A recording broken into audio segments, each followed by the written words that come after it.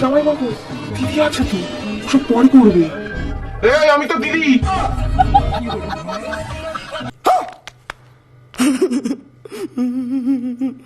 Video শুরু করার আগে আপনাদের একটা কথা বলতে চাই, নামাজ বাদ দিও না বন্ধু, এপারের চেয়ে ওপারের জীবন অনেক সুন্দর।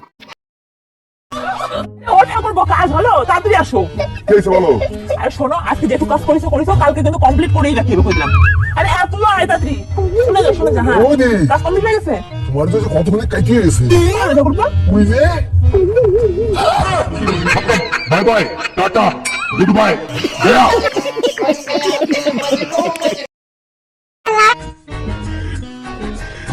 ডাক্তার বাবু,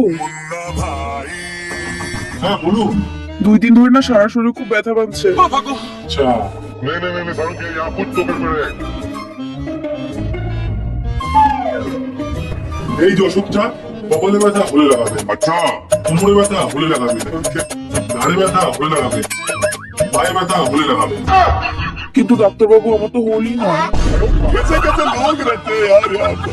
তুই তোকে সেদিন তোর বান্ধবীটা কোথাও কোনো কি কইছিল? তোর যে চেহারা, তো কাউই পছন্দ করে না। তোর এই জন্য বিয়ে হবে না, আশাবাদ দে। আরে পাগলি, টেনশন নিস না, কাউ যদি বিয়ে না করে আমি তোকে বিয়ে করি। বিয়েও আর তোর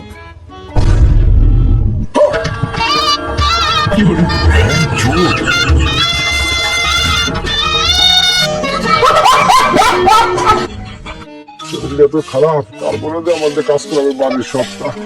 শরীরটা খুব খারাপ লাগতেছে। তাই এবার ঠিক আছে?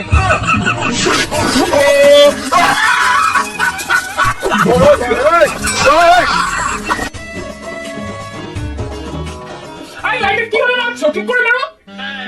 দেখতে পাচ্ছি না।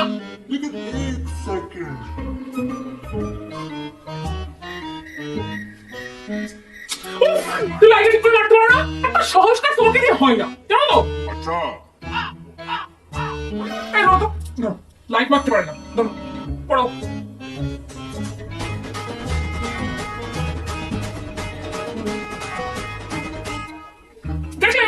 দেখলে তো কিভাবে লাইট মারতে হয়? সামান্য একটা লাইট ওকে মারতে পারো না। আর কি না, কোনো কাজ হয় না। যত সব। জানিস তোর বাবা কত ভালো ছিল। আমার বাবার বিয়েতে 50 জন কন্যাযাত্রী আসার কথা ছিল, সেখানে 100 জন কন্যাযাত্রী এসেছিল। তোর বাবা একাই সামলাইছিল। তুইও বড় হ, সামনে আমার দিদির বিয়ে, তোকেও তো সামলাতে হবে নাকি?